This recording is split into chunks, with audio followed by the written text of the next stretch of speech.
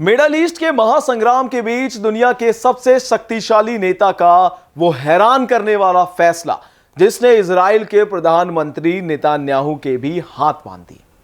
जी हां, बताते हैं विस्तार से। नमस्कार, मैं हूं अनुराग पांडे और स्वागत करते हैं आप सभी का भारत एक्सप्रेस में। ईरान के भीषण मिसाइल हमलों के बाद जब पूरी दुनिया सांसें थाम कर बैठी थी कि अब इजराइल तेहरान को शमशान बना देगा, जब युद्ध के नगाड़े बज चुके थे और तीसरे विश्व युद्ध का खतरा मंडरा रहा था, ठीक उसी वक्त वॉशिंगटन से आए एक फोन कॉल ने पूरी बिसात ही पलट दी।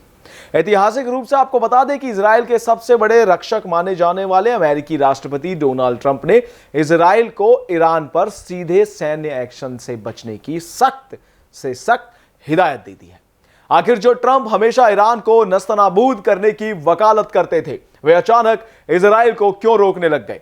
क्या ट्रंप डर गए हैं या फिर इस यूटर्न के पीछे व्हाइट हाउस का कोई ऐसा खतरनाक और गुप्त गेम प्लान है जिसकी भनक ईरान को भी नहीं है? आइए आसान भाषा में समझते हैं ट्रंप की कूटनीति के वो 5 बड़े चक्रव्यूह जो ईरान को बिना युद्ध के ही घुटनों पर ला देंगे। पहला, खुद स्ट्रेट ऑफ हॉर्मुज में मोर्चा संभालना। ट्रंप इस पूरी लड़ाई की कमान अपने हाथ में रखना चाहते हैं।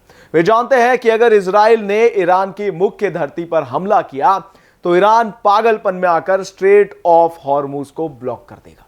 अगर यह समुद्री रास्ता बंद हो जाता है तो पूरी दुनिया में कच्चे तेल की सप्लाई रुक जाएगी और भारत समेत पूरे ग्लोबल पर हाहाकार मच जाएगा। इसलिए ट्रंप खुद अमेरिकी नौसेना को ओमान की खाड़ी में उतार रहे हैं ताकि ईरान की नौसैनिक गुंडागर्दी को वहीं से कुचला जा सके और दुनिया का बाजार भी सुरक्षित रहे। दूसरा, सीधे और अंतहीन युद्ध को टालना। जी हां, ट्रंप का सीधा सा नारा है अमेरिका फर्स्ट। वे किसी भी कीमत पर इस संकट को इजराइल बनाम ईरान के सीधे युद्ध में नहीं बदलने देना चाहते।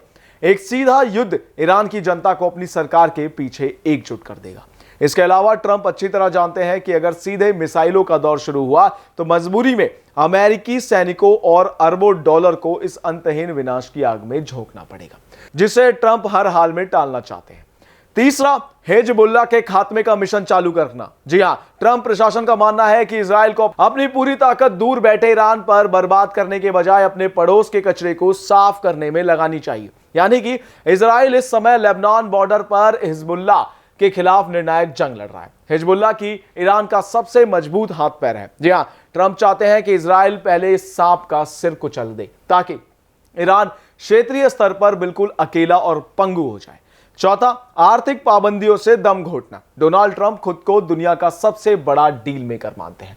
उनका मानना है कि ईरान पर बम गिराने से उनकी परमाणु बम बनाने की जिद और बढ़ जाने वाली है, इसलिए वे मैक्सिमम प्रेशर की नीति पर काम कर रहे हैं। इसके तहत ईरान के तेल निर्यात को पूरी तरह जीरो करना और उस पर ऐसे कड़े प्रतिबंध लगाना शामिल है जिससे तेहरान खुद भीख मांगता हुआ बातचीत की मेज पर आ जाए।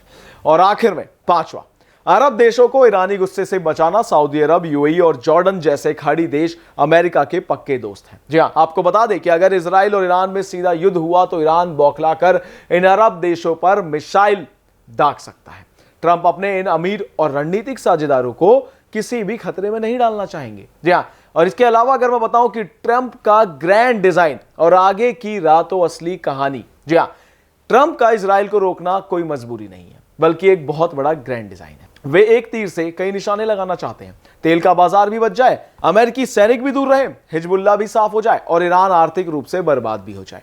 अब देखना यह होगा कि क्या इजराइल के प्रधानमंत्री नेतन्याहू अमेरिका के इस कूटनीतिक दबाव के आगे झुकते हैं या मिडल ईस्ट की यह बिसात कोई नया खूनी मोड़ लेती है।